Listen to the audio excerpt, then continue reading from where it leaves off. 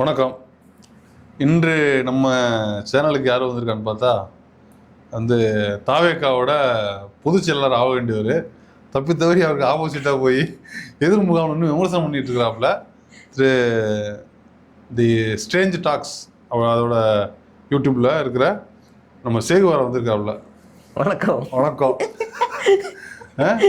நான் தாவேக்கா பொதுச் செயலாளராக இருந்தா இந்தியாரம் விஜய் ஓட விட்டு வேலை வாங்கி பெரிய புரட்சி ஏற்படுத்தி அதனாலதான் கூப்பிடல. அதனாலதான் கூப்பிடல. ஆமா, என்னன்னா நிறைய பேசியாச்சு, நிறைய இன்டர்வியூ கொடுத்துட்டீங்க. ஆனா எனக்கு சில கேள்விகள் இருந்தது. இவ்வளவு இன்டர்வியூ பார்த்துட்டு இந்த ஒப்பீனியன்லாம் பார்த்துட்டும் எனக்கு சில ஒப்பீனியன்ஸ் இருக்குது. அதை உங்ககிட்ட கேட்கணுன்னு தான் கூப்பிட்டுருக்கிறேன் இந்த இன்னசென்ட் டாக் சார்பா. முதல்ல கேள்விக்கு ஸ்ட்ரைட்டா போயிடுவோம்.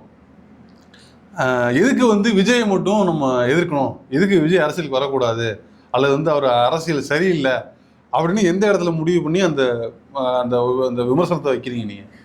நம்ம ஃபர்ஸ்ட் சீமான் அப்படி விமர்சனம் பண்ண வேண்டாம் அப்படின்னு விட்டுட்டோம். ஆனா அப்படி விட்டதனுடைய விளைவு என்னாச்சுன்னா, அரசியலை விரும்பணும்னு நினைக்கிற இளைஞர்கள் எல்லாருமே இந்த ஆள்கிட்ட ஒரு பேசுற ஒரு மொழி ஈர்க்கும். அந்த ஆள்கிட்ட ஒரு மொழி இருக்கும். அது விமர்சனம், அதை கருத்தியெல்லாம் நான் ஒத்து போகலை. ஆனால் அந்த சில பேருக்கு மட்டும்தான், அரசியல் தலைவர்கள் சில பேருக்கு மட்டும்தான் அந்த ஈர்ப்பு திறன் இருக்கும். அது சீமான்ட்ட இருக்கிறனால நிறைய இளைஞர்களை ஈர்க்க ஆரம்பிச்சிட்டாரு. அவன் என்ன பண்ணுவான்னா, ஒரு எலெக்ஷனில் விஜயை நம்பி அவனுக்கு ஓட்டு போட்டுருவான். ஆனால் அடுத்த எலெக்ஷனில் சீமான் ஓட்டு போட மாட்டான். யோசிக்குவான், என்ன தப்பு பண்ணிட்டோமோ, என் ஆஃபீஸில் எல்லாரும் தப்பு பண்ணிட்டு வந்திருக்காங்க. அப்போ அடுத்து மாற ஆரம்பிச்சிருவாங்க. ஆனால் சீமானை விட பெருமை ஆபத்தான ஒரு நபர் தான் விஜய். சீமானுக்கு இருக்கிற வெளிச்சம், அரசியல் வெளிச்சம், புகழை விட விஜய்க்கு ஒரு 2-3 மடங்கு அதிகமாக இருக்குது. அப்போ இந்த ஆள் ஒரு மாற்றத்தை கொடுப்பாரா அப்படின்னு பார்த்தா இல்லை. இந்த ஆள் இன்னைக்கு வரைக்கும் சனாதனத்தை எதிர்க்காரா, பெரும் முதலாளிகளை எதிர்த்திருக்கிறாரா, சங் பரிவாரங்களை எதிர்த்திருக்கிறாரா, மத்திய அரசாங்கத்தை கடுமையாக எதிர்த்திருக்கிறாரா அப்படின்னு பார்த்தா எதுவுமே இல்லை. அப்போ இவர் என்னதான் எதிர்க்கிறாரு அப்படின்னு பார்த்தா, தன்னுடைய பிரச்சனைக்கு மட்டுமே வாய்ஸ் கொடுக்குறாரு. கரூரில் ஏதோ ஒன்று ஆயிடுச்சு, பர்மிஷன் கொடுக்கல, எஸ்ஓபி கொடுக்கல, சிபிஐ விசாரணை கூப்பிடுறாங்க, எங்களை கஷ்டப்படுத்துறாங்க, பர்மிஷன் கொடுக்கல. இதுதான் அவருடைய கடைசி எதிர்ப்பு. இதுவும் அரசியல் சம்பந்தமா தானே இருக்குது. இது மட்டும்தான் இருக்குன்ற நான் அவரோட கட்சிக்கு முட்டுக்கட்டை போடுறாங்க, எதுவும் செய்ய முடியல. அதாவது இப்போ முதலாளிகளை பத்தி பேசல, முதலாளித்துவத்தை பத்தி பேசல, அல்லது கார்பரேட்டை பத்தி பேசல, அதை பத்தி பேசல, இதில் சங்கீதனத்தை பத்தி பேசல, பார்ப்பனியத்தை பத்தி பேசல. அப்படின்னா இது எல்லாத்தையும் பேசி அரசியல் செய்ய வேண்டிய தேவையில்லை. நான் வர்றேன், நான் வேற ஒண்ணு பேசி நான் ஆட்சியை பிடிக்கிறேன், நான் வேற ஒரு மாடல் வச்சிருக்கிறேன், என்னோட ஸ்ட்ராட்டஜி வேற ஒரு மாடல் வச்சிருக்கீங்களே, அந்த மாடலை நீங்க சொல்லியிருக்கணும்ல. ஆனா நீங்க என்கிட்ட என்ன சொன்னீங்கன்னா, நாங்க சாதி மத அரசியலுக்கு எதிரான அரசியலை செய்ய போகிறோம் அப்படின்னு தான் சொல்லிட்டு வந்தீங்க. பெரியார் எங்களுடைய கொள்கை தலைவர்னு சொன்னீங்க. பெரியார் செஞ்ச அவருடைய நடத்தின அவருடைய போராட்ட வழிகளில் ஒரு துளியாவது நீங்க செஞ்சீங்களா அப்படின்னு கேட்குறோம். அடுத்ததா உங்க கொள்கை தலைவரா நீங்க வேலுநாச்சியாரையோ இல்லை அஞ்சலை அம்மாலையோ இல்லை இப்படி எல்லாரையும் வச்சிருக்கீங்கல்ல, அவங்கள தான் நீங்க வச்சிருக்கீங்க. இதை தான் நான் செய்ய போறேன் தானே சொல்றீங்க. அதை கூட நீங்க செய்யலையே. அதை நாங்க சொல்றோம். குறைஞ்சபட்சம் உங்களுடைய மேடையில கடைசியா நீ பெரியாரை பத்தி எப்ப பேசுன, பெரியாரை பத்தி உன்னுடைய மேடையில நீ எப்ப பேசுன? ஊரா விட்டு மேடையில தான் நீ பெரியார் புக்கே ரிலீஸ் பண்ண. அப்ப நாங்க உன்னையே நம்பணும். அது இல்ல, பெரியாரை பத்தி தான் பேசணும்ல. இப்போ சரியான விஷயத்த பேசுறோமா, தவறான விஷயத்த பேசுறோமா, அவ்வளவுதான் விஷயம். அது பெரியாரை பத்தி தான் பேசணும்னு அவசியம் இல்ல. இப்ப பெரியார சொல்லல, ஓனா சிந்தி ஓனா செயல்படு, சுதந்திரமா நான் சொல்றது நம்பாத அப்படிதான் சொன்னாரு. அப்ப தனித்துவ அறிவே போதுமானது. பெரியார பேசலங்கிறதுக்காகவே நம்ம அவர் கொள்கை தலைவர் விஜய் புசியானதுன்னு 2 பேரை போட்டோ வச்சுட்டு அப்படியே போயிருக்கலாம். அப்படி நீங்க செயல்பட்டு இருந்தீங்கன்னா நாங்க உங்களை வரவேற்றிருப்போம். 2வது, இங்க நடக்கிற பிரச்சனைகள் இருக்குல்ல, நீங்க தமிழ்நாட்டு அரசியலுக்கு வந்துட்டா தமிழ்நாட்டு சூழல்ல பல பிரச்சனைகள் இருக்கு. விஜய் எதுக்கு குரல் கொடுக்குறாரு அப்படின்னு பார்த்தா, ஒரு சில விஷயங்கள் மட்டும், அதுவும் திமுக சம்பந்தப்பட்ட சில விஷயங்கள் மட்டும். மத்திய அரசாங்கம் சம்பந்தப்பட்ட எந்த ஒரு விஷயத்துக்கும் விஜயோட எதிர்ப்பு எதுவுமே இருக்காது. அப்ப இதை பாக்குறோம்ல, இதை பார்க்கும்போது நமக்கு என்ன தோணும், இது சரியில்லை அப்படின்னு. ஏதோ 1-2 மிஸ் ஆகலாம். அது எப்படி எல்லாமே மிஸ் ஆகும்? அதுக்கு என்ன காரணம்? இப்ப திமுக மட்டும் எதிர்க்க வேண்டிய காரணம் என்ன? ஏன் அனுப்பப்பட்ட ஏஜென்ட் ஒரு புரோக்கரு, சீமான் அண்ணன் மாதிரி இவர் ஒரு புரோக்கரு. இன்னைக்கு முருகான்னு ஆடுறாருல, நாளைக்கு இவர் வேற ஏதாவது சாமியை கும்பிட்டு ஆடுவாரு.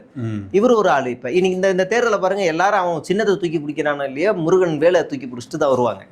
அப்போ விஜயும் அப்படிதான் பண்றாரு. சரி, இப்போ விமர்சனம் பண்றீங்க, வந்துட்டாரு, இருக்கிறாரு, விமர்சனம் பண்றோம். அந்த விமர்சனம் முழுக்க ஒரு கட்டத்துக்கு மேல அவரோட பர்சனல் லைஃப், அவரோட பாடி லாங்குவேஜ், அல்லது அவரோட முழுக்க முழுக்க அவரோட பர்சனல் சம்பந்தமா போகுது. அது சரியாது. பர்சனலா இது பர்சனலா பேசுறது இருக்கு, பர்சனலா வந்து பேசுறதா இருக்கட்டும், அல்லது வந்து பாடி லாங்குவேஜா இருக்கட்டும். இப்போ பாடி லாங்குவேஜ் நம்ம பண்ண மாட்டோம். பாடி லாங்குவேஜுக்கும் மாடலிசமுக்கும் வித்தியாசம் இருக்கு. மாடலிசம் வேற, பாடி லாங்குவேஜ் வேற, ரெண்டுத்துக்கும் வித்தியாசம் இருக்கு. மாடலிசம்னு ரெண்டும் ஒண்ணுதான் அப்படின்னா தாவேகாவிலே ஒருத்தர் சுபாஷ் சந்திர போஸாவும் அம்பேத்கராவும் ஒருத்தர் இருக்காரு. இப்போ அதுவும் தப்புன்னு நம்ம சொல்லுவோம் இல்லையா? அப்ப அப்படி வராது. நம்ம தலைவரும் நிறைய நடிச்சு காமிச்சிருக்காரு. அதுவும் அப்ப மாடலிசம் வேற. அப்படி அதுல புரிதலுக்காக இதை நான் சொல்றேன். இன்னொன்னு, ஒரு அரசியல் கட்சிக்கு ஒரு நபர் வந்துட்டாருன்னா அவருடைய பாத்ரூம் பெட்ரூமை தவிர அவருக்கு பர்சனல் எதுவுமே கிடையாது. அவ்வளவுதான். பாத்ரூம் பெட்ரூமை தவிர அவருக்கு எந்த பர்சனலும் கிடையாது. பொது வாழ்க்கைக்குன்னு வந்துட்டா அதுதான். அப்படி வந்துட்டா கூட அவர் ஒழுக்கமா இருக்கணும். உங்க மீது உங்க வீட்டில் இருக்கவர்களே புகார் கொடுக்குறாங்க அப்படின்னா அதை நீங்க வந்து பர்சனலா எடுத்துக்க முடியாது. இப்போ சோ பக்க தெருவில் இருக்கிறவனை பத்தி நம்ம யாரும் பேசலை, அவன் அரசியலே இல்லை, பேசலை. இவர் மாதம்பட்டி ரங்கராஜா, அவர் ஒரு விவாகரத்து வழக்கு, ஜெயம் ரவி விவாகரத்து வழக்கு, அப்புறம் ஜிவி பிரகாஷ், இதெல்லாம் யாரும் பொதுவெளியில் பேசலையே. ஏன்னா அவர்கள் அரசியலே இல்லை. யாரும் அரசியல் நபர்கள் இல்ல. பேசக்கூடியவர்கள் இந்த ஜெயம் ரவியவோ இல்ல ஜிவி பிரகாஷோ பேசக்கூடியவர்கள் அரசியல் இருக்கிறவர்கள் அல்ல. அவங்க கிசு பேசுறவங்க. இப்ப விஜய் பேசுறவர்கள் எல்லாருமே அரசியல் இருக்கிறாங்க. அப்ப அரசியல் சார்ந்து நீங்க ஒழுக்கமா இருந்தா உங்களை மதிப்போம். நீங்க உங்க கட்டின மனைவி வந்து உங்களை வந்து என்ன சொல்றாங்கன்னா, டொமஸ்டிக் வயலன்ஸ் பண்ணிருக்கீங்க, வீட்டுக்குள்ள அடைச்சு வச்சிருக்கீங்க, மென்டலா ஹராஸ் பண்ணிருக்கீங்கன்னு சொல்றாங்க. அப்போ நாங்கள் விமர்சனம் பண்ணணுமா, இதில் பர்சனல்னு கடந்து போகணுமா? இது ஒரு காலத்தில் எம்ஜிஆருக்கு இருந்துச்சு. எம்ஜிஆருக்கு வந்து ஒரு கிரேஸ் இருந்துச்சு. ஆம்பளடா அவருக்கு என்னடா அப்படின்னு பேசிப்பாங்க டீ கடையில். அப்போ இதே மாதிரி இப்போ பேச முடியுமா? இப்போ இருக்க சூழல், இப்போ இருக்க மனைவி விமர்சனம் வச்சதுங்கிறது ஓகே. அவங்க விவாகரத்து வழக்கு, அதில் வந்து விமர்சனம் பண்ணுறது, அவர் ஏன் அப்படி இருக்கிறாருங்கிறது வரைக்கும் நம்ம அதை புரிஞ்சிக்க முடியுது.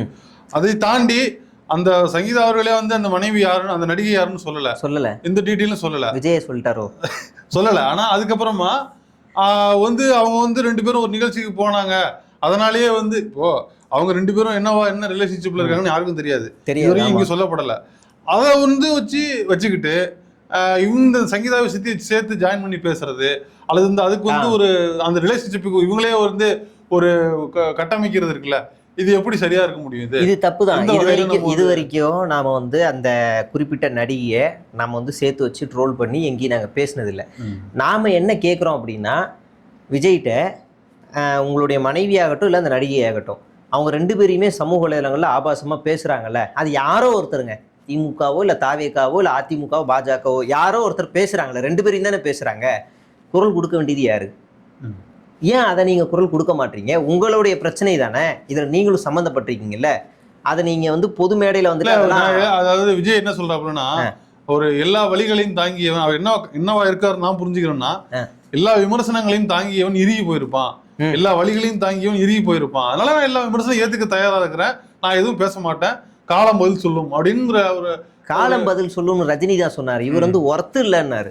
ஓகே, இவர் வந்து ஒர்த்து இல்ல அப்படின்னு சொன்னாரு. அதாவது நீ என்ன வேணா விமர்சனம் பண்ணுங்கப்பா, நான் எதுவும் பேச மாட்டேன், நான் செய்யறத செய்வேன், என்னோட செயல் தான் அதுக்கு பதில் சொல்லணும், நான் ஒன்னும் செய்ய தேவையில்லை. பொன்ராஜ் விவகாரத்துல கம்ப்ளைண்ட் கொடுத்துருக்க வேணாமே, அமைதியா இருந்திருக்கலாமே. பொன்ராஜ் விவகாரம் வந்து அவர் ஒட்டுமொத்த பெண்களையும் தாவேகா பெண்களையும் பேசிட்டாரு அந்த மாதிரி. அப்ப அப்படின்னா உங்க கொள்கை தலைவர்ல ஒரு பொண்ணு ஒருத்தவங்க இருக்காங்கல்ல, வேலு நாச்சியார்னு, அவங்க பரம்பரை சேர்ந்த ரஞ்சனா நாச்சியார் உங்க கட்சியில இருந்து இப்ப ரீசெண்டா விலகுறாங்க. அவங்க மேல அவ்வளவு அபியூஸ் பண்ணாங்களே உங்க கட்சிக்காரங்க. அப்போ உங்க கோவம் எங்க? அவங்க பொண்ணாவே நீங்க பாக்கலையா? அவங்க உங்க கட்சி பெண் இல்லையா? கொஞ்ச நாளைக்கு முன்னாடி ஒரு பொண்ணுகிட்ட பதவிக்காக பணம் வாங்குறீங்கன்னு சொல்லி அந்த கணவர் வந்து வாட்ஸ்அப் ஸ்கிரீன்ஷாட்டோட கம்ப்ளைண்ட் கொடுக்க போனாரு. அதுக்கு நீங்க ஏன் பொங்கலை? அப்போ ஒரு 2 வாரத்துக்கு முன்னாடி ஒரு பொண்ணு மருந்து குடிச்சு மருத்துவமனையில் அனுமதி ஆயிடுச்சு, அது ஏன் பொங்கலை? நாமக்கல் மாவட்ட செயலாளர் வந்து ஒரு பொண்ணோட வீட்டுக்குள்ள போனானே, அது ஏன் பொங்கலை? இந்த நேத்து ஒரு வாய்ஸ் ஆஃப் சாத்துன்னு ஒரு பொறுக்கி ஒருத்தன் ஒரு சின்ன பொண்ணை சீரழிச்சிருக்கானே, நேத்து அதுக்கு விளக்க வீடியோ போடுறான். அவன் வந்து அந்த மாதிரி ஒரு ரெசார்ட்டே இல்லை, அந்த மாதிரி நான் போகவே இல்லை, அது என் ஆடியோவே இல்லைன்னுலாம் சொல்லலை. கம்ப்ளைண்ட் கொடுங்க, பாதிக்கப்பட்டவர்கள் கம்ப்ளைண்ட். எப்படிரா மைனர் பொண்ணு எப்படா கம்ப்ளைண்ட் கொடுக்கும்? அது எவ்வளவு இதுவே ஒரு மிரட்டல் தானே. இதுக்கு என்ன நீங்க ஆக்ஷன் எடுத்தீங்க? இன்னும் எத்தனை பெண்களை விஜய் முகத்தை வச்சு விஜய்க்கு போட்டோ தரேன், விஜய் கூட எடுக்க வைக்கிறேன், அதெல்லாம் தனிப்பட்ட முறையில 2 இண்டிவிஜுவல்ஸ்குள்ள நடந்தது. சரியா? அது வந்து அவங்க வந்து தனியா கூட கட்சி கூட ரஞ்சனா நாச்சியார் இண்டிவிஜுவல் கிடையாது, மருந்து குடிச்ச பொண்ணு இண்டிவிஜுவல் கிடையாது, அஜிதா இண்டிவிஜுவல் கிடையாது. ஒரு நபர் தன்னுடைய மனைவிக்கு பதவி காசு வாங்குறாருன்றது இண்டிவிஜுவல் கிடையாது. இல்ல அவங்க வந்து மற்றதெல்லாம் இண்டிவிஜுவல். இல்ல ஒரு கட்சியில பொறுப்புல இருக்கிறவங்க செய்யறாங்க அப்படின்னா அவங்க வந்து விஜய்க்கு அட்டென்ஷன் கிரியேட் பண்ணணும்னு செய்யலாம், இல்ல அவங்க அவரோட அறியாமையில செய்யலாம், அது ஒண்ணு இருக்குது. இப்ப பொன்ராஜ் மேல அவங்க கொடுக்க வேண்டிய காரணம் என்ன அப்படின்னா, அவர் வந்து ஒட்டுமொத்த தாவேகா பெண்களையும் பேசிட்டாரு. இப்ப இவங்க 2 பேரும் இப்ப இவங்க எல்லாம் நடந்துகிட்டது அவங்க அறியாமையில நடந்துகிட்டாங்க. அவங்களோட நான் பேசி கூட கூப்பிட்டு கூட இல்ல கட்சி மூலியமா வேற யாராவது இருந்தா கூட அவங்களுக்கு நான் வந்து அட்வைஸ் கொடுத்துட முடியும். ஆனா இவர் இருக்கார்ல, இவர் வந்து ஒட்டுமொத்த நாங்க எங்களுக்குள்ள என்ன வேணா அடிச்சுக்குவோம் கொண்டுக்குவோம், எங்களை பத்தி எங்க பெண்களை பத்தி எப்படி இன்னொருத்தர் வந்து பேசலாம் அப்படிங்கிற அடிப்படையில பொன்ராஜ் பேசினது தப்புதான், மன்னிப்பு கேட்டிருக்காரு. நம்ம யாரும் ஸ்டாண்ட் வித் பொன்ராஜ் எல்லாம் பேசல. இது எப்படி இருக்குன்னா, நான் எவ்வளவு வேணாலும் கேவலமானவனா இருப்பேன், நாங்க எங்க குடும்பத்துக்குள்ள எவ்வளவு மோசமா வேணாலும் பெண்களை கஷ்டப்படுத்திப்போம், இழிவுபடுத்திப்போம், எப்படி வேணாலும் இருந்துப்போம், ஆனா வெளியில இருந்து ஒருத்தன் வந்து எங்களை இழிவுபடுத்தக்கூடாது. இதுதான் நாங்க கொண்டு வர போற ஒரு தூயமான ஒரு மாற்று, இதுதான் நாங்க முன்வைக்கிறோம் அப்படின்னு இதை எடுத்துக்கலாமா? அப்படி எடுத்துக்க முடியாதுல்ல. நம்ம நீங்க ஒரு சாதாரண வகுப்பறையில இந்த வாரம் கிளாஸ் லீடரா யாரை போடலான்னு ஆசிரியர் சொல்றாங்க, சுரேஷா, ரமேஷா, ராஜேஷா அப்படின்னா யாரோ ஒரு பேர் சொல்லுவோம். ஏன்பா அப்படின்னா அவன் தான் டைமிங் வருவான், அவன் தான் நீட்டா சட்டை போடுவான், அவன் தான் தண்ணி கொடுப்பான், அவன் தான் சாப்பாடு கொடுப்பான் அப்படின்னு இவன் இதெல்லாம் கிரைட்டீரியா சொல்லுவோம்ல, நல்லா படிப்பான் அப்படின்னு. ஒரு சாதாரண கிளாஸ் ரூமுக்கே நம்ம இவ்வளவு தகுதி பார்க்குறோம், சுய ஒழுக்கத்துலேருந்து எல்லாம் பார்க்குறோம். இப்போ தமிழ்நாட்டையே ஆட்சி செய்ய போறான்னு சொல்லிட்டு ஒருவர் வராருன்னா நம்ம எல்லாத்தையும் அனலைஸ் பண்ணுவோம்ல. இப்ப விஜய வந்து போராட்ட காலத்துல இருந்து பார்த்து விஜயை நோக்கி வந்தாங்களா, இல்ல சினிமா காலத்துல இருந்து பார்த்து வந்தாங்களா? சினிமா காலம். அப்ப அவர் சினிமாவில என்ன வார்த்தைகளை அழுத்தமா பதிவு செய்யப்பட்டிருக்காரு? பல இடங்கள்ல பெண்களுக்கு எதிரான அவர் நடிச்ச படங்கள்ல 90% படம் பெண்களுக்கு எதிரான படம் தான். பெண்களுடைய சிந்தனைகளுக்கு, பெண்களுடைய உணர்வுகளை கொள்ற படம் தான். பிரியமானவளை படத்துல நான் நினைச்சா ஒரு நாளைக்கு ஒரு பொண்ணோட இருக்க முடியும்னு ஒரு டைலாக் இருக்கு. கடைசி படத்துல கூட கடைசியில புரிஞ்சுக்கிட்டு தானே அதே பிரியமான படத்துல புரிஞ்சுக்கிட்டு கடைசியா ஒரு சரி. இப்ப இந்த ரெண்டுத்துல எந்த டைலாக் வந்து உங்களுக்கு ரீச் ஆகும்? எந்த டைலாக் உங்களை ரீச் பண்ணும் சொல்லுங்க? ஒரு படம் முழுக்க நான் தம் அடிச்சுக்கிட்டே இருப்பேன் பண்றதுன்னா அது வந்து ஆடியன்ஸ் என்ன அக்செப்ட் பண்றாங்களோ, ஆடியன்ஸ் மனசுல மைண்ட்ல என்ன இருக்கோ, இந்த சமூகம் என்னவா இருக்குதோ, இந்த பொது புத்தி என்னவா இருக்குதோ அதான் போய் ரீச் ஆகும். அப்ப அந்த பொது புத்தியை திணிச்சது யாரு? இல்ல பொது புத்தி, அதாவது அவர் பொது புத்தியை என்கரேஜ் பண்ணலாம்னு வேற சொல்லலாம். பொது புத்தியை என்கரேஜ் பண்ணிருக்காரு. பொது புத்தி வந்து கைத்தட்ட அளவுக்கு டயலாக் வச்சிருக்காருன்னு சொல்லலாம் நம்ம. இப்ப அந்த மாதிரி வசனங்களை வச்சுதான் ஆகணும் படத்துக்கு அப்படின்ற எந்த கட்டாயமும் கிடையாது. அது இல்லாம பல படங்களை நம்மளால உதாரணத்துக்கு சொல்ல முடியும், நிறைய படங்களை சொல்ல முடியும். நீங்க கடைசி படத்துல கூட தேன்ற வார்த்தையை பயன்படுத்தி தான் ஒரு கெட்ட வார்த்தையை பயன்படுத்துறீங்க. பெரிய கேஸ் வந்ததுக்கு அப்புறம் தூக்குறீங்க. ஆமா, பெரிய கேஸ். அதுக்கு அர்த்தம் தெரியுமா? நீங்க பதிவு பண்ண அந்த வார்த்தைக்கு அர்த்தம் தெரியுமா? அந்த ஒடுக்குமுறையை உடைச்சது யார் தெரியுமா? இதே திராவிட இயக்கம். இன்னைக்கு அந்த திராவிட இயக்கத்தை இவர் எதிர்க்கிறாரு, அந்த வார்த்தையை பதிவு பண்றாரு. அப்ப நம்ம எதை பேச வேண்டியிருக்கு? இவர் என்ன சொல்ல வராரு இந்த தமிழ்ல? இப்ப இவ்வளவு விமர்சனங்கள் கட்சி ஆரம்பிச்சதுல இருந்து அவர் வந்து ஒன்னொன்னுக்கு வாய்ஸ் ஓவர் பண்றதா இருக்கட்டும், இல்லை வந்து அறிக்கை விடுறதா இருக்கட்டும், அவரோட கரூர் விஷயங்கள், இவ்வளவு கலைபுரங்கள் நடந்து முடிஞ்சிருக்குது. ஆனா அவர் எதுக்கும் பெருசா வாயை திறக்கல, எதுக்கும் ரியாக்ட் பண்ணல, ஒரு அறிக்கை மூலியமா மட்டும்தான் சொல்றாப்புல. ஒட்டுமொத்தமா அவரோட அந்த அந்த அரசியல் வாழ்க்கை, அந்த அரசியல் அந்த தொடர்ச்சிங்கிறத என்னவா நம்ம புரிஞ்சுக்கிறத, எப்படி எடுத்துக்கிறது? அதாவது நம்ப வச்சு கழுத்தறுத்து கிணறு ஆழம் இல்லை குதின்னு தள்ளி விட்டாங்க. ஆனா அது கிணறு அந்த அளவுக்கு சுய அறிவு இல்லாதவர் தான். நான் சொல்லல, அவர் கூட 27 வருஷமா பயணம் பண்ண பிடி செல்வகுமார்ன்ற அண்ணன் தான். அவர் சொல்றாரு, தம்பி ஒரு சின்னதா ஒரு வார்த்தையை அவர்கிட்ட திட்டா கூட 3 நாள் ரூம்குள்ள போய் அழுவாருப்பா. அவரை நான் வந்து தேத்தி கொண்டு வரல, ரொம்ப சிரமப்பட்டிருக்கேன். அவர் படம் ஓடலைன்னா, கடுமையான விமர்சனங்கள் வந்துருச்சு அப்படின்னா 2 நாளைக்கு ரூம் விட்டு வெளியே வர மாட்டாரு. சாப்பாடு மட்டும் கொடுத்தா எந்திரிச்சு கத்திடுவாரு, இப்படிதான் பண்ணுவாரு. அவர் வந்து எதை ரசிப்பாருன்னா, அவரை சுத்தி கூட்டம் இருந்துகிட்டே இருக்கணும், அவரை புகழ்ந்துகிட்டே இருக்கணும், அதை ரசிப்பாருப்பா. அவர் ஒரு மாதிரியான சைக்கோபாத் மாதிரி இருப்பாருப்பா. கூட்டமே இல்லைன்னா அவருக்கு ஒரு மாதிரி பைத்தியம் பிடிச்சிரும். அப்படியான ஒரு நபர் அவரு. அவருக்கு வந்து அப்பப்போ போதை எதுனா கூட்டத்தை சுத்தி இருந்து அவர் கத்தணும். அது எல்லா நடிகர்களுக்கும் உள்ளதானே. அது நடிகர்களாவே இருக்க வரைக்கும் பிரச்சனையே இல்லைல்ல. நடிகராக இருந்தவரும் பிரச்சனை இல்லை. நீ சினிமாவுக்கு வந்து உயிரை கொள்ளும் போது நாங்கள் பார்ப்போம்ல, அப்போ நீங்கள் அதிலே இருந்துருங்க அப்படிங்கிறோம். அவர் நிறைய விஷயங்கள் சொல்லியிருந்தார். மொத படத்துக்கு வந்தப்போ தகரதபா மூஞ்சின்னு இவங்களை கிண்டல் பண்ணாங்களாம். அப்போ அவர் 3 நாள் ஆச்சான் வெளியே வர்றதுக்கு. எஸ்ஐசி போய் என் பையன் தற்கொலை பண்ணிக்க போகிறான், போய் காப்பாற்றியான்னு இவர் கெஞ்சி கூத்தாடினோடனே, சார் வாங்க சார், எல்லாம் சரியாயிரும் சார், வாங்க சார்னு இவர் தான் தேத்தி கூட்டு வந்தார். அதான் சொல்கிறேன், அங்கதான் சொல்கிறேன். அவ்வளோ விமர்சனங்களை தாங்கினவர், அவ்வளோ இழி சொல்ல தாங்கினவர் தான். ரொம்ப குத்தி ரொம்ப மனசு வந்து இரும்பு மாதிரி கல் மாதிரி ஆக்கிட்டு இன்னைக்கு எது பேசினாலும் வந்து நீங்க சொல்றீங்கல்ல குத்தி மனசை கல்லாக்கிட்டுன்னு, அவருக்கு எதுவுமே போகல இன்னும். ஓகே, வெளியில என்ன நடக்குது, அவரை சுத்தி என்ன விமர்சனங்கள் வைக்கிறாங்க, அங்க என்ன நடக்குதுன்னு கூட எதுவுமே அவருக்கு தெரியாது. அவருக்கு எதுவுமே தெரியாது. கரூர் சம்பவத்துல மட்டும் அவருக்கு பெருசா தெரிஞ்சிருச்சு, ஏதோ பெருசா ஆயிருச்சு அப்படின்னு உட்காந்து அழுதுகிட்டே இருந்திருக்காரு. அதுக்கப்புறமா அவரை கன்வின்ஸ் பண்ணது என்னன்னா, இந்த இளகிய மனசுல இருக்க பசங்க இருப்பாங்கல்ல, தம்பி உன்னால அந்த கண்ணாடி உடையலப்பா, அது ஏற்கனவே உடஞ்ச கண்ணாடி தான் அப்படின்னு மனசு ஏற்றிப்பான்ல, அந்த மாதிரி உங்களால் நடக்கல, செந்தில் பாலாஜினால நடந்துச்சு. செந்தில் பாலாஜி இவனும் நம்பி போய் சிபிஐல அதையே சொல்லியிருக்காங்க. சார் ஆசிட் அடிச்சாங்க சார், சார் கத்தி எடுத்தாங்க சார், இவரும் போய் சொல்லியிருக்காரு. அப்ப அவர் என்ன சொல்லிட்டாருன்னா, சரி சிசிடிவி ஃபுட்டேஜ் எடுங்க, எல்லாத்தையும் ஒன்னாக்கி லேயர் போடுங்கன்னா 2-3 லேயர் மிஸ் ஆகுது, அப்போ ஃபுட்டேஜை டெலீட் பண்ணிருக்காங்க, ரிகவர் பண்ணுங்கன்னு கேட்டிருக்காரு. இப்போ இவன் மாட்டிக்கிறாங்க, இவரை நம்ப வச்சு ஏமாத்துறாங்க. வெளியில எதுவுமே இல்லை, இவருக்கு சோசியல் மீடியாவே யூஸ் பண்ண தெரியாது. விஜய்க்கு ஒரு போட்டோ கூட போஸ்ட் பண்ண தெரியாது. அப்படிலாம் சொல்றீங்க? அவரே சொன்னாரு, டிஸ்குவாலிஃபைடு, அவரு டிஸ்கண்டினியூ, அவர் டிஸ்கண்டினியூ 12வது தான் அவரு. அவரே சொல்லியிருக்காரு, நான் ஒரு செல்ஃபி எடுத்துக்குவான்னு செல்ஃபி எடுத்துட்டு, செல்ஃபி எங்க அக்கா பொண்ணு கூட எடுக்கும், 1 வயசு தான் அது எடுக்கும், செல்ஃபி எடுத்துட்டு இது எனக்கு சோசியல் மீடியா யூஸ் பண்ண தெரியாது, என்னோட அட்மின் தான் ஜெகதீஷ் இங்க வாங்க அப்படின்னு ஜெகதீஷ்ட கொடுப்பாரு. அது மேடையிலே நடந்த சீன். இது அவ்வளவுதான், அவர் யூஸ் பண்ண தெரியாது. என்னதான் பண்ணுவாருன்னா ரூம்குள்ளே தாங்க இருப்பாரு, வேற எதுவும் பண்ண மாட்டாருங்க. அப்பயும் அப்படிதான் இருப்பாரு. அவருக்கு வெளியில வந்து போறதெல்லாம் பெரிய சோம்பேறி அவரு, அவருக்கு எதுவுமே தெரியாது. இங்க வெளி நிகழ்ச்சிகளுக்கு வர்றதுக்கு ரொம்ப சிரமப்படுறாரு. ஆனா பிளைட் ஏறி போய் அட்லி விட்டு அந்த வளகாப்புல அவருக்கு சினிமா மோகம் தான். இன்னமும் அந்த அது மட்டும் போகல. அது எப்படி பாக்குறது? இப்ப சொல்றல, சினிமா மோகம் தான். யாராவது அவருக்கு பர்சனலா இன்வைட் பண்ணா உடனே கூட்டு ஓடிடுறாரு. அவன் கட்சிக்காரன் செத்தாலோ, அவன் கட்சியோட மாவட்ட செயலாளர் வீட்டில் கல்யாணமோ, இல்லை அவன் வீட்டில் இளவோ, எதுவாக இருந்தாலும் இவங்க போக மாட்டாங்க. செத்துட்டா சுத்தமாக போக மாட்டாங்க. கல்யாணம் காது குத்து அப்படின்னா புசியானந்த் அனுப்புவாங்க, அவ்வளோதான். அப்படி புசியானந்த் போகிற மொய் செய்ய மாட்டார். அவர் வாங்கிட்டு தான் வருவார். எனக்கு ரூம் போடு, ஃப்ளைட் டிக்கெட் போடு, எல்லாம் போடுன்னு இவர் வாங்கிட்டு தான் வருவார். அப்போ இவன் கல்யாணம் வச்சாலும் இவன் கட்சிக்கு தான் செலவு பண்ணும். அப்படியான நிலமையில தான் இந்த கட்சி இருக்குது. இப்போ இவங்க எப்படின்னா, ராஷ்மிகா கல்யாணத்துக்கு போகும்போது இங்கே அந்த பையன் ஆக்சிடென்ட் ஆகுறான், வளகா போகும்போது இங்கே செத்து போயிடுறான். நீங்கள் வரணும், நீங்கள் நேரில் நான் வரவே வேணாம், கேட்குறது 2 தான். 2 உன் கூட இருக்கவன் சோசியல் மீடியா யூஸ் பண்ணுவான்ல, அவன் சொல்லணும்ல, ஒன்று அவனுக்கு ஒரு ஆழ்ந்த இரங்கல் அறிக்கை, இல்லைன்னா அவன் வீட்டுக்கு தேவையான நிதி உதவி, இதை 2 செஞ்சா போதும்ல. உன்னை நானே வச்சுக்குவேன். செஞ்ச எல்லா கூட்டத்துக்கும் செய்ய வேண்டியது 3 செய்யறதுல உள்ளது. அப்படிதான் நினைக்கிறேன்.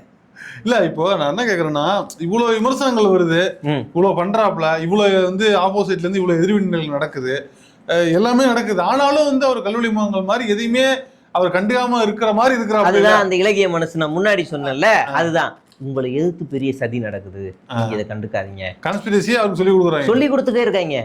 நீங்க இப்ப தேர்தல்ல வேலை செய்யறதுக்கு ஆள் இல்ல, ஈவன் வேட்பாளரே இல்ல, வேட்பாளரும் இல்ல. ஒருவேளை வேட்பாளர் 234க்கும் அறிவிச்சுட்டா அந்த 234 பேருக்கும் கூட டெய்லி 50 பேர் போகணும்ல, அதுக்கு ஆள் இல்ல. அப்ப என்ன செய்யறதுன்னு தெரியாம, 2வது இவரை எல்லா தொகுதிக்கும் அனுப்பணும்ல, அதுக்கும் இவருக்கு வழி இல்லை. இவரு சோம்பேறி, இவர் போக மாட்டார், வெயில் ஒத்துக்காது. கரெக்டா மே மாசம் பார்த்து தமிழ்நாட்டு தேர்தலை மட்டும் வைப்பாங்க, கரெக்டா இவருக்கு ஆப்படிச்சு விட்டாங்க, அதுக்கும் இவர் போக மாட்டார். அதனால அண்ணன் பரபரப்பா இருக்கணும். இந்த நேரத்துல மட்டும் நீ ரூம்குள்ள இருந்தா நம்மளை அடிச்சு விட்டுருவாங்க, ஏன்னா ஆதவர்சனா எல்லாம் போய் சொல்லிட்டாங்க. அதனால ராத்திரி 10 மணிக்கு தான் நீங்க எந்திரிப்பீங்க, வாங்க ராத்திரி 10 மணிக்கு நம்ம போய் டிஜிபியில் ஒரு கம்ப்ளைண்ட்டை கொடுப்போம். நாளைக்கு என்ன ஃப்ரீயா தானே இருக்கீங்க, நாம ஒரு விழாவை ஏற்பாடு பண்ணுவோம், வேட்பாளர் அறிவிப்பு பண்ணுவோம். நம்ம வேட்பாளர் அறிவிக்கிற மண்டபத்துக்கு எதிரில் ஒரு ஓட்டை இருக்கான், அது திமுக போட்ட ஓட்டை ரோட்ல, அதனால ஒரு அறிக்கையை வெளியிடுங்க அப்படிங்கிறது. அந்த குழி 7 நாளா இருக்கு, மாநகராட்சி ப்ரூஃபோட காட்டியிருக்கு, 7 நாளா இருக்கு. இவங்க குழியை கொண்டுட்டாங்க, குழி நோண்டுனதே விஜய் நான் போகக்கூடாது தான், தாண்டி போயிருக்கணும் அப்படின்னு இவர் இதை நம்பி 4 அறிக்கை விடுறான் பாருங்க. இதை நம்பி அறிக்கை விடுறோம் பாருங்க, எப்படி இது? இப்ப இந்த குழி யார் வெட்ட முடியும்? மாநகராட்சி தான். இப்ப திமுக அரசா வெட்ட முடியும்? திமுக அரசு ஏதாவது ஒரு பணியை மேற்கொள்ள முடியுமா? ரோட போட முடியுமா? குழியை வெட்ட முடியுமா? என்ன இருந்தாலும் கூட சொல்லி தருவாங்களா மாட்டாங்களா தெரியல. அறிவிச்சாச்சு, இப்ப அந்த குழினால நாங்க பிளானை கேன்சல் பண்ணிட்டோம், இல்லைன்னா நாங்க வந்திருப்போம், குழினால நாங்க கேன்சல் பண்ணிட்டோம். அப்புறமா தேர்தல் ஆணையத்தை அனுமதி கேட்டு போறதா பிளான். தேர்தல் ஆணையம் இல்லைன்றுச்சு. பாருங்க, எங்களுக்கு அனுமதி கொடுக்கல, அதனால நாங்க போகல. நாங்க முறையா கொடுக்கலங்கிறது வேற, அவங்க கொடுக்கல, அதனால நாங்க போகல. இப்ப இந்த பரபரப்பை காமிச்சுக்கிட்டே இருக்கணும்ல. இன்னைக்கு தலைமைச் செயலர் அதிகாரிட்ட ஒரு புகார் மனு கொடுக்க, நீ என்ன புகார் கொடுக்க போற? புகார் மனு எதுக்கு கொடுக்க? நீ ஏன் போகணும்? தேர்தல் வேலையை ஆரம்பிச்சு இந்த இன்னைக்குலாம் திமுக எல்லா பட்டியல் எல்லாத்தையும் வெளியிட்டுருச்சு, ஒரே நாள்ல இறக்கிட்டாங்க. எல்லாத்தையும் இறக்கி விட்டு ஓட போறாங்க. இப்ப நாளைல இருந்து ஓடுவாங்க. நாளைக்கு ஞாயிற்றுக்கிழமை, கரெக்டா சனிக்கிழமை இறக்கியிருக்காங்க. நாளையில இருந்து சூடா ஓடும் கேம்பெயின். நீ என்ன பண்ணிட்டு இருக்க? எவனையாவது ஒரு வேட்பாளர் அறிவிச்சு ஓட விட்டுருக்கலாம்ல. ஆதவர்ஜுனா சொல்றாரு, தேர்தல் தேதி அறிவிச்ச உடனே சிஎம் சார் எந்த கட்சி தலைவர்னாலும் எங்க வேணாலும் போகலாம், எங்க தலைவரை முடுக்கவே முடியாது, அவர் பாருங்க ரோட்லயே தான் இருப்பாருன்னா, பாக்குறேன் நானும் இங்க ரோட்டுக்கு வர்றாரு. எனக்கு தெரிஞ்சு தமிழ்நாட்டில் தேர்தல் அறிவிச்சதுக்கு அப்புறமா 14 நாள் வீட்டுக்குள்ளேயே முடங்கி இருக்கிற ஒரே ஆளு விஜய் மட்டும்தான். இப்ப இவரு மாற்றா இந்த 14 நாள் எவனாவது வேஸ்ட் பண்ணிருப்பானா? அதோட ஸ்டைல் தானே. அதை வந்து அவர்தான் சொல்லிட்டாப்லையே. இப்ப வந்து ரஜினியா தான் சொன்னாப்ல, மலையை தூக்கி தோல்ல வைங்க நான் தூக்கிடுறேன் அப்படிங்கிற மாதிரி.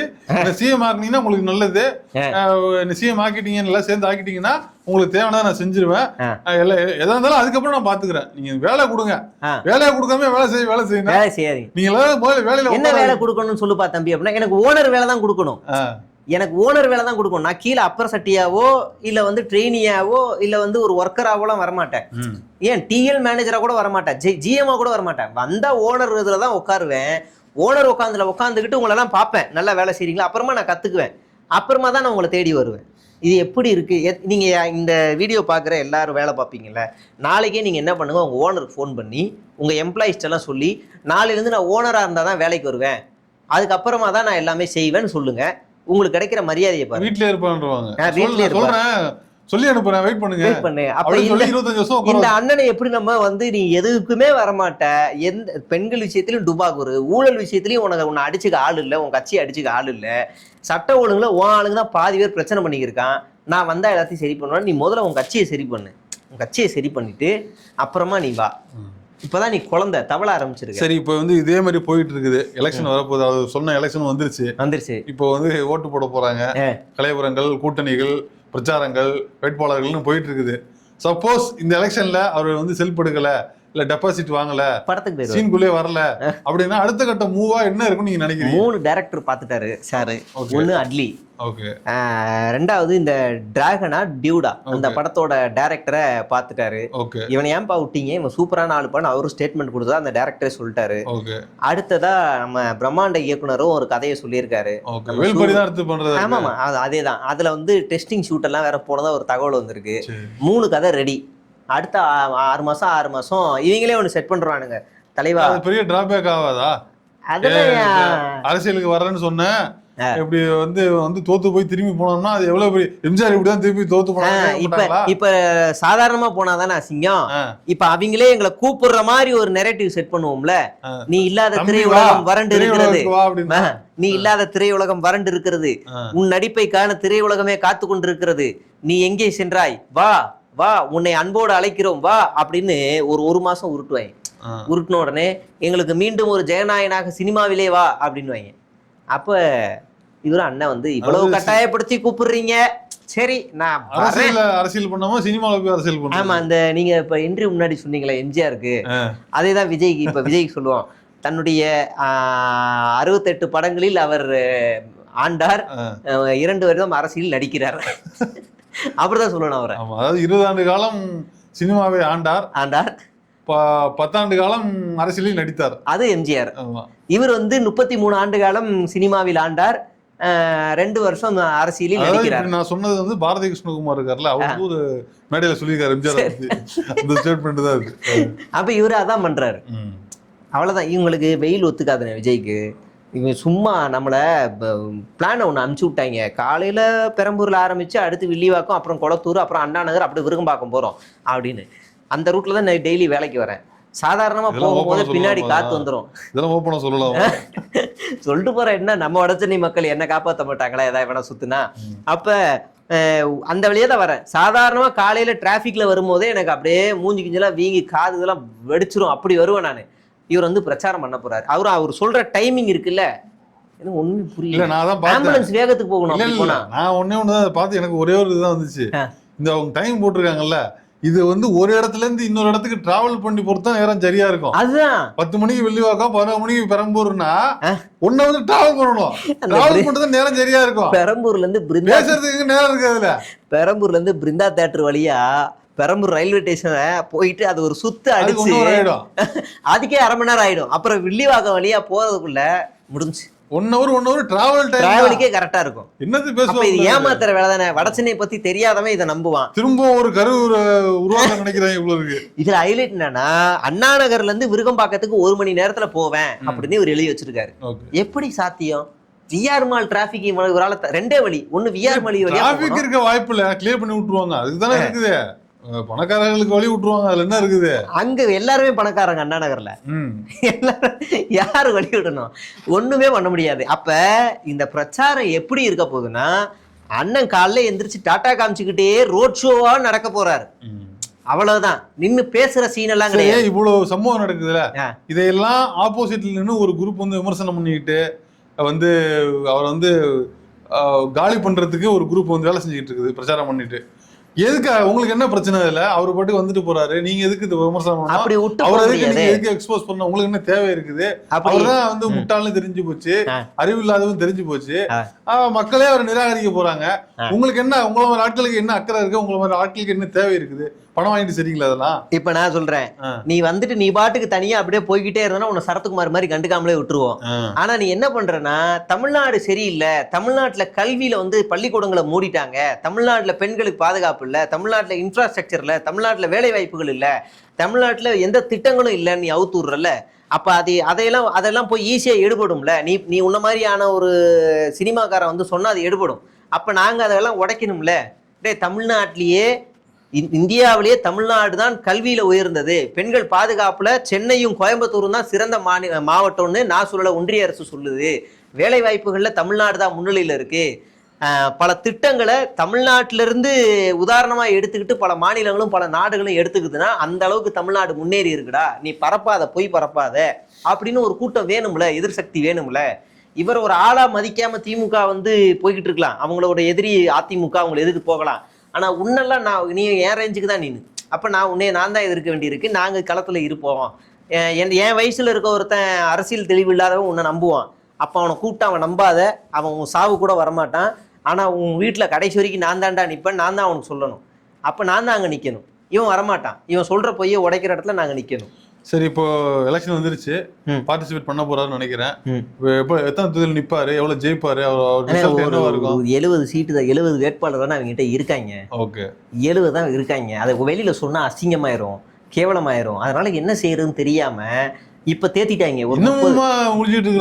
ஆள் இல்ல இப்ப 234 வேட்பாளர் இருக்காங்க, ரெடி, ஃபுல் ஃபோர்ஸ்ல இருக்காங்க. அடுத்த நாள் அறிவிச்சிருக்கணுமா இல்லையா? சீமான் என்னைக்கு அறிவிச்சாரு? தேர்தல் தேதியை அறிவிச்சா அவன் அரிச்சிட்டு போட்டா, நீங்க போங்கடான்னு அறிவிச்சாருல. அந்த மாதிரி இல்ல அந்த ஆளு ஓட்ட பிரிக்கிறதுக்கான ஒரு சகுனி வேலையை கூட எப்ப முன்னாடி ஆரம்பிச்சுட்டார்ல, அந்த சகுனி வேலையை கூட உனக்கு பார்க்க தெரியலங்கிற. அதெல்லாம் இன்னசென்ட் பவர். ஆமா, அதான் இலக்கண மனசு. அது தமிழ்ல ஒரு வார்த்தை நாங்க தம்பு வச்சிருந்தோம், முட்டா தற்குறி, முரட்டு தற்குறி. இது முரட்டு தற்குறி, இது முட்டா தற்குறி. இதை லைட்டா டியூன் பண்ணா இதுவும் முட்டா தற்குறி தான். 2 பேரும் முட்டா தற்குறில வச்சுக்கோங்க, அவ்வளவுதானே வேலை. இப்ப ஆள் இல்லை, உண்மையிலேயே சொன்னா ஆள் இல்லை, என்ன செய்யறதுன்னு தெரியாம வெயிட்டிங் பண்ணிட்டு இருக்காங்க. எதுக்கு தெரியுமா? எல்லா கட்சியும் வேட்பாளர் அறிவிப்பாங்க, எப்படியும் திமுக அதிமுகவுல சீட்டு கொடுக்காம யாரையாவது ஓரம் கட்டுவாங்க. அவங்களுக்கு ராத்திரியோட ராத்திரியா போன் அடிச்சு அவங்களை தூக்கி உள்ள போட்டுக்கிட்டு அழகு பார்த்துருவோம். பாருங்க திமுகவுல இருக்க எத்தனை பேர் வந்துட்டாங்க பாருங்க, அதிமுகவுல இருக்க எத்தனை பேர் வந்துட்டாங்க பாருங்கன்னு ஒரு ஜம்ப் அடிக்கிறதுக்கு தான் இந்த அயோக்கியத்தனமான வேலையை சத்தியமா செய்வாங்க. இதுதான் அவங்களோட விஓசியோட பிளான். இந்த பிளான் ஆல்ரெடி பாண்டிச்சேரியில எக்ஸிக்யூட் பண்ணிட்டாங்க. எவ்வளவு மோசமான இந்த ஆள் ஊழல் ஒழிக்கிறது ஆள்னா, பாண்டிச்சேரியில போயிட்டு நான் இங்க ஒரு அமைச்சர் வந்து ஊழல் செஞ்சாருன்னு சொல்லி பதவியில இருந்து நீக்குனாங்கல்ல, அவருக்கு மாற்றா ஒரு அமைச்சரை போட்டீங்கல்ல, அவருக்கு இலாக்கா கூட கொடுக்கலையாமே ஏன் அப்படின்னு இவர் கேட்டார்ல. அந்த ஊழல் செஞ்சு நீக்கப்பட்ட அமைச்சர் ஒருத்தர் இருந்தார்ல, அந்த அமைச்சருக்கு தான் இப்ப அவங்க சீட்டு கொடுத்துருக்காங்க, சாய் சரவணகுமாருக்கு. இப்ப இங்க வருவாங்க, இங்க வந்து இங்க வேலை செய்வாங்க. இவங்க கூச்சப்படாம எஸ்பி வேலுமணி கூட சீட்டு கொடுப்பாங்க, சிவி சண்முகத்துக்கு கொடுப்பாங்க, ராஜேந்திர பாலாஜி வந்தாலும் கொடுப்பாங்க. கொடுப்பாங்க, டிவிக்கு எப்படி கொடுப்பாங்க? கொடுப்பாங்க. நீங்க வந்தா போதும் வாங்க. அவங்க அறிவிச்சிட்டாங்களே, ஏடிஎம்கே உங்களுக்கு நீங்க சொன்னாலும் அறிவிச்சிட்டாங்க. ஒருவேளை சொல்றேன் நான், ஒருவேளை வந்து இந்த மாதிரி வரேன் அப்படின்னா தனபாலுக்கு தான் கொடுக்கல, தனபாலை கூப்பிட்டுப்பாங்க. ஏன்னா அவங்க பையன் அங்கதான் இருக்காரு ஏற்கனவே, டாடி வந்துருங்க அப்படின்னு வந்து கூப்பிட்டுப்பாங்க. தனபாலை வேணா கூப்பிட்டுப்பாங்க, வாய்ப்பு இருக்கு. ஆமா, இந்த மாதிரி வந்து அங்க கழிச்சு விடுறவங்கள கூப்பிடுறதுக்காக தான் இவங்க வெயிட்டிங். வலிச்சு தள்ளுறவங்கள இங்க எடுத்துப்பாங்க. ஆமா, இங்க 70 சீட்டு, 70 பேர் தான் ஆள் இருக்கு.